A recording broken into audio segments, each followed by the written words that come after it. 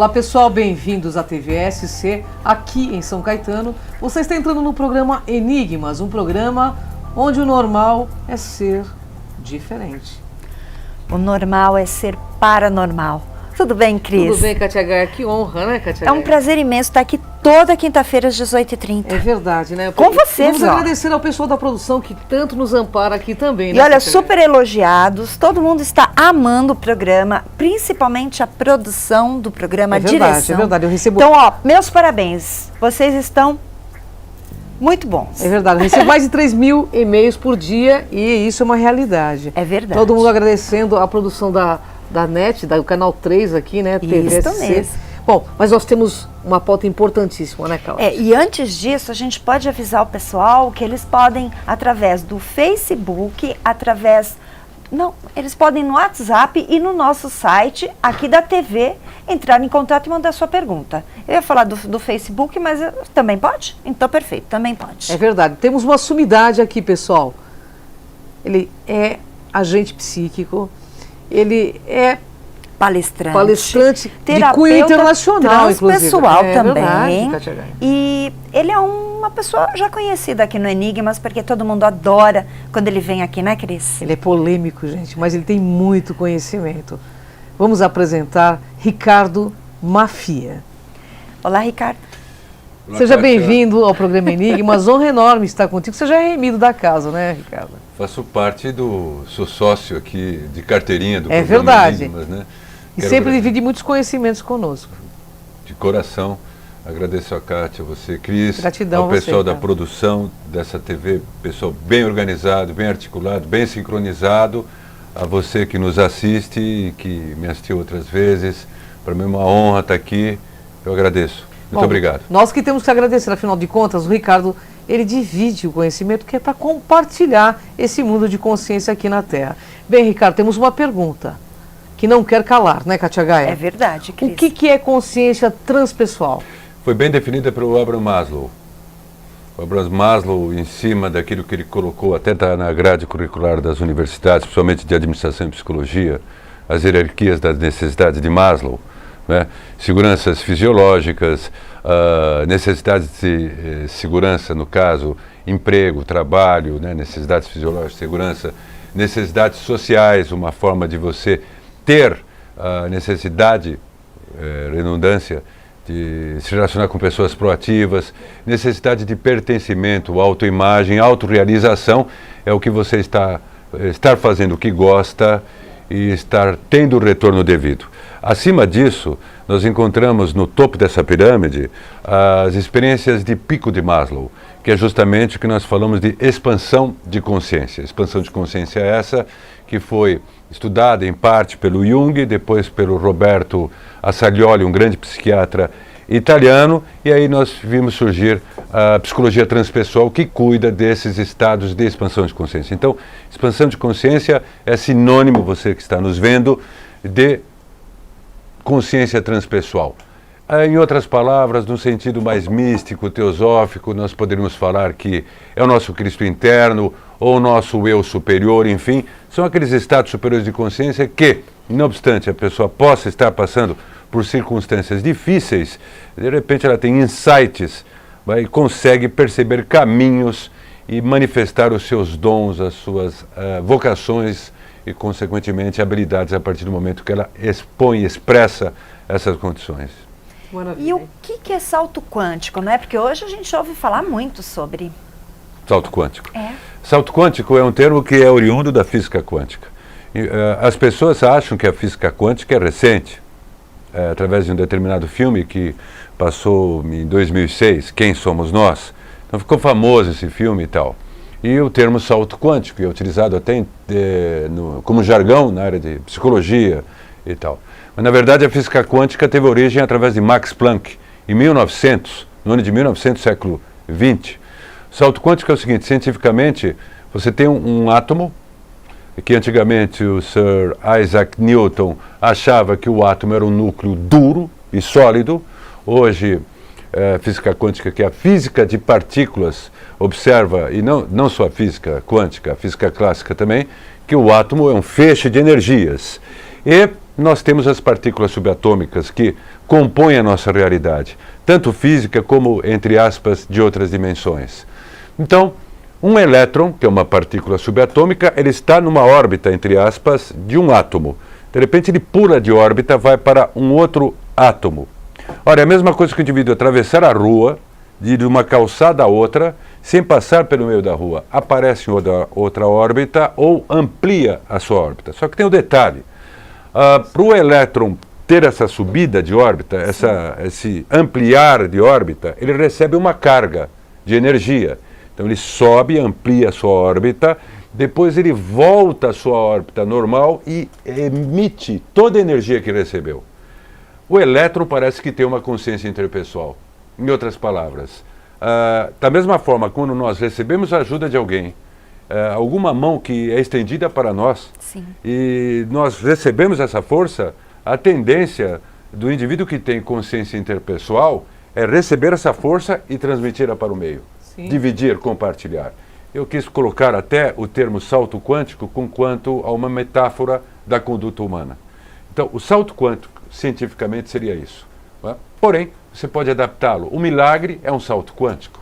Sem Uma dúvida. mudança de realidade Sem dúvida. para melhor é um salto quântico. Sim, Porque é sim. sempre para melhor. Porque o elétron recebeu essa carga de energia e trouxe para o seu meio. Então só pode ser para melhor.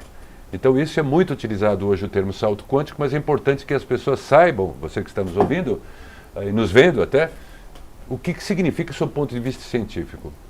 Muito bom. O que significa alterações da realidade? É possível alterar a realidade? É possível. Nós alteramos a realidade constantemente. Nós temos duas fases de alteração de realidade. As nossas crenças o tempo inteiro faz com que nós alteremos as nossas realidades. Sob o ponto de vista quântico, passado, presente e futuro estão coexistindo. É algo muito abstrato nós pensarmos nisso. Por exemplo, nós estamos agora, mas o meu passado já aconteceu. Sob o ponto de vista psicológico, se eu lidar com as minhas crenças, trabalhar nelas, é obviamente que eu vou reescrever ou ressignificar o que ocorreu comigo no passado para aperfeiçoar o meu presente e o futuro. Isso sob o ponto de vista psicoterápico, e que é importantíssimo. Só que, ao mesmo tempo, sob o ponto de vista, repetindo, da física quântica, concomitantemente nós estamos aqui no presente, mas o nosso passado, isso muita gente não consegue entender porque é abstrato, está aqui presente e o nosso futuro também está Sim. aqui presente. Então, o tempo inteiro nós podemos afetar o nosso passado, deixar esse passado nos afetar e afetar o nosso futuro.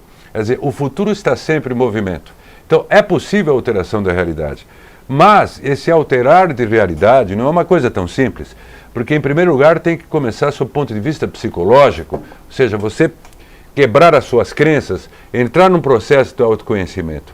Como tudo faz parte, tudo que existe nesse planeta, aqui esse estúdio é uma malha de partículas subatômicas, se o indivíduo conseguir desenvolver uma condição importante para atuar nessas partículas subatômicas, ele consegue mudar um contexto importante da sua própria vida. E olha, há pessoas que conseguem fazer isso, de repente tem pessoas iluminadas, entre aspas, que conseguem fazer isso sem a nossa percepção comum perceber. Trata-se de uma percepção mais profunda ainda. Nós somos uma grande holografia, nós fazemos parte de um super universo, vamos dizer assim, holográfico. A holografia, por exemplo, eu tenho uma câmera aqui e outra câmera pode estar aqui, então uma parte de mim pode estar voltada para cá, outra parte aqui, então pode ser que haja dois Ricardos. A holografia funciona através de feixes de lasers. Para vocês terem uma ideia, Sim. um pedaço de foto contém de um conjunto 10 milhões de bits. O nosso cérebro produz 10 milhões de bits. Imagine o que é isso. Então, o nosso cérebro é holográfico. O Carl Priemann, que foi neurofisiologista de Stanford, ele definiu bem essa questão da holografia, porque ele associa a holografia às nossas memórias. Sim.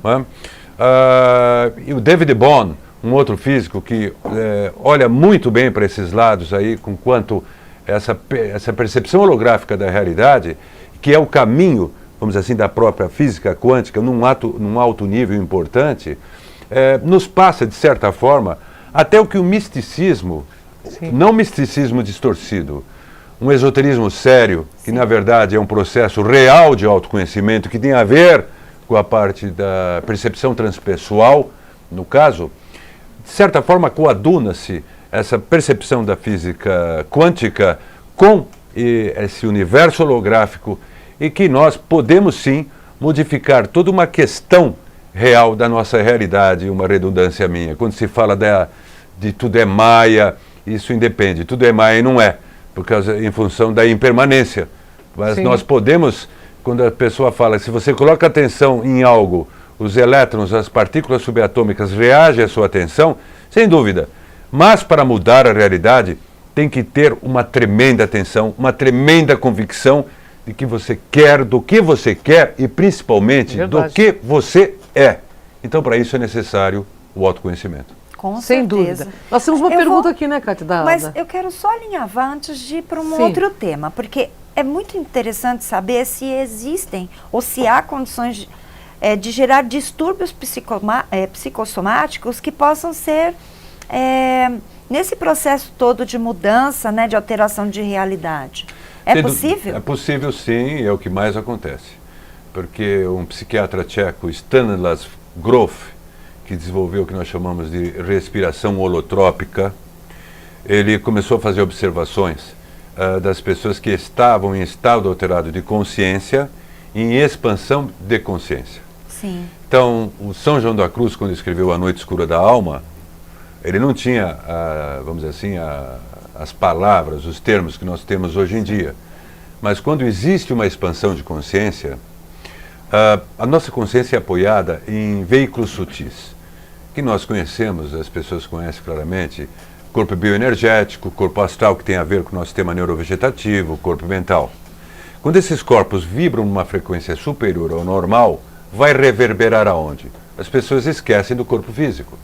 Vai reverberar em nossos neurônios, em nossos neurotransmissores. Serotonina, dopamina, acetilcolina e por aí vai. Os neurotransmissores, como nós falamos em outra oportunidade, eles registram tudo que ocorre em nosso corpo físico e passam a informação para o cérebro. Obviamente, uma mudança, uma expansão de consciência afeta os neurotransmissores. E aí nós detectamos as crises de emergência espiritual, as crises do despertar, quando a pessoa consegue perceber o sagrado, ter uma percepção mais profunda da vida e, ao mesmo tempo, ela não consegue, ao mesmo tempo, adequar essa percepção mais profunda com a sua vida cotidiana. E isso acaba gerando os distúrbios ansiosos. Então, tem muitos transtornos de ansiedade, inclusive até depressão, que, claro, tem que haver o devido tratamento, obviamente, um tratamento integrativo, no caso, não só sob o ponto de vista clínico, mas a parte transpessoal, que sim, no processo do despertar, no processo da expansão da consciência, ocorre, se o processo for genuíno, e isso não é uma visão negativa, muito pelo contrário, é uma visão resiliente que eu estou passando, até preventiva, porque tenho experiência nisso. Verdade. Pode ocorrer, e ocorre, pode não, ocorrem com certeza distúrbios que são psicossomatizações. Perfeito, Ricardo. Nós Tem uma temos- perguntinha. A Cris vai te fazer uma pergunta. Temos uma internauta. pergunta da Cláudia Maria, que é do bairro Santa Paula, aqui em São Caetano. Ela quer saber se a consciência transpessoal só conseguimos acessar em tempos de crise pessoal. É uma pergunta extremamente inteligente e importante, porque a consciência interpessoal me lembra de uma afirmação do Jung, que o Jung afirmava que... Eu estou cheio das redundâncias hoje, hein? Afirmação, afirmava, né? Jung colocava que o indivíduo só evoluía através, ou só evolui através do sofrimento. É uma realidade, enquanto não há a individuação, o processo de individuação, sim, há o sofrimento. Você muda, toda mudança provoca uma crise. E toda crise, se bem, vamos dizer assim, aceita, o que não é fácil, eu não sou negativo, eu não posso alienar as pessoas, tá? As pessoas têm que ter um suporte importante, mãos que as ajudem, corações que as ajudem nesse processo importante de despertar, porque essa pessoa que está despertando também ajudará o mundo, né? Esse mundo de interconectividade. Ainda antes de responder totalmente essa pergunta, fazendo ponte com a pergunta anterior, o John Bell, que criou o termo físico de interconectividade, ele mostra essa possibilidade de alteração da realidade pela interconectividade. Voltando à pergunta dela, as pessoas elas passam por crises nesse processo de despertar. Raramente elas não passam por crises. Poderíamos colocar que talvez as crises sejam um pouquinho menores. Todo o processo de despertar, a pessoa vai mudar os paradigmas e acaba passando por crise. Da mesma forma que o indivíduo vai fazer uma universidade, vai cumprir aquela grade curricular, vai fazer o TCC, tem crise, não tem? Claro, tem um esforço. Sem dúvida. E para ele adquirir habilidade na função a qual ele acabou de se formar, ele só vai conseguir habilidade através dos erros e acertos na vida dele para ele se tornar um bom profissional. Com A certeza. pergunta dela é pertinente e eu digo e afirmo categoricamente que sim. Muito Bem, bom. a gente vai para um rápido intervalo e a gente volta já já. Você está gostando, né? Fica aqui com a gente.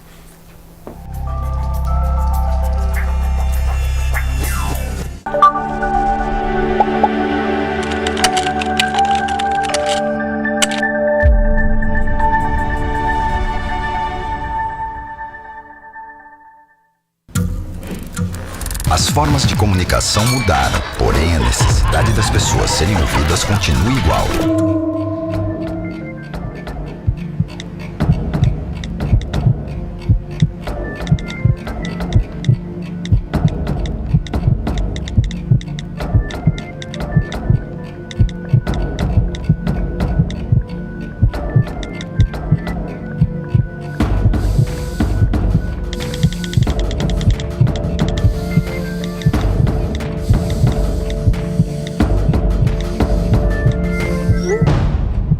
Compartilhe com o CVV aquilo que você não divide com ninguém.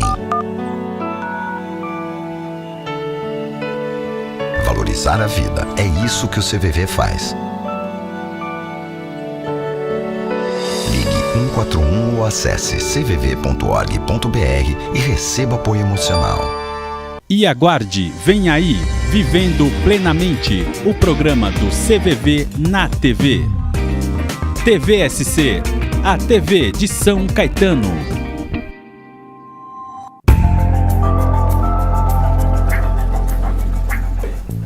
Voltamos com o programa Enigmas e para você que quer enviar a sua pergunta, pode ser através do WhatsApp, o número tá aí, ó, 945647884. Você pode entrar pelo Facebook, pela TVSC e também pelo nosso site, que você já está antenado, com certeza.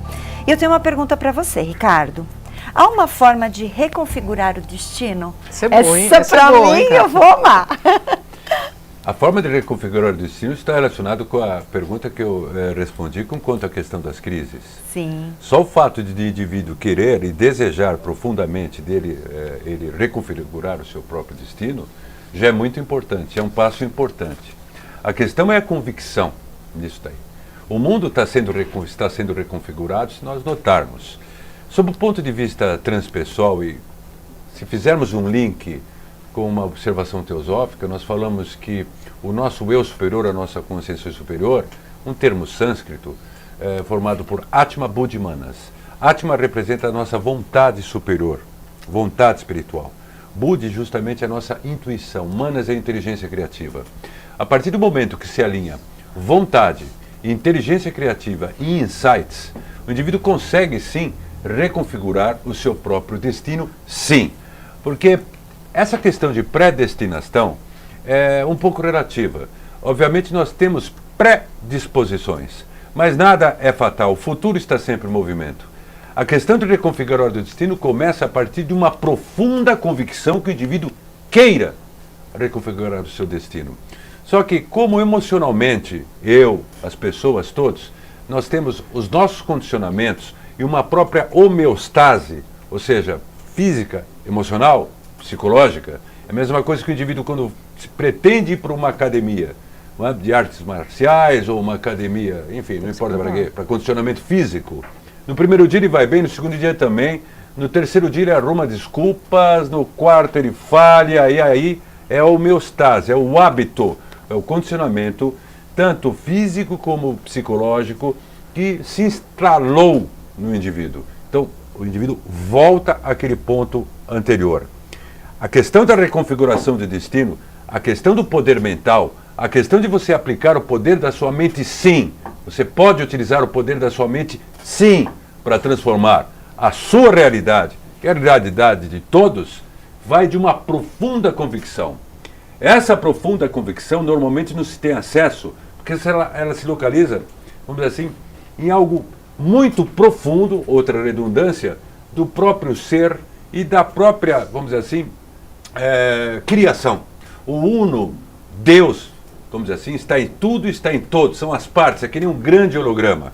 Mas existem determinados fatos importantes, ou seja, itens importantes que não estão, vamos dizer assim, claros para a maioria dos seres humanos, que é uma forma também de autoproteção da própria natureza. Vocês imaginem pessoas desvairadas que entrassem em um processo consciente de um poder importante para poder transformar o destino, manipular as mentes e massas. E isso já acontece. O povo no mundo hoje virou uma massa de manobra, tranquilamente. Porque tem indivíduos que não significam que eles despertaram, são indivíduos conscientes. Mas a convicção que eles têm para atuar e convencer é tão grande que eles conseguem. Agora, esta convicção, esta energia de convicção, nós temos que aplicar em nós, quebrar as nossas barreiras, para termos justamente a fé, a devida fé, fé com razão, não podemos separar fé de razão, que podemos sim transformar o nosso destino. Isso tem a ver com as nossas verdadeiras intenções, não impulsos. A maioria das pessoas tem impulsos, não tem intenção. Intenção é algo que fica, intenção é aquilo que alimenta a pessoa está passando por dificuldades, está lutando, pode estar sofrendo, mas ela tem uma missão. Ela tem um propósito de vida, um sentido de vida, aliás, como a consciência holográfica, o sentido de vida que me lembrou Viktor Frankl, que estava em um campo de concentração, havia se casado há 15 dias, durante a Segunda Guerra Mundial, judeu, de repente ele vê ele preso num campo de concentração, ele vê a esposa dele, com a qual ele havia se casado há 15 dias, indo para a câmara de gás, e justamente os familiares dele. E ele conseguiu sobreviver a isso tudo. Ele mudou o destino, ele conseguiu lidar com isso e criar uma nova corrente psicológica chamada logoterapia. É possível mudar o destino? É possível. Mas para isso há de se ter uma convicção, uma intenção profunda que se quer.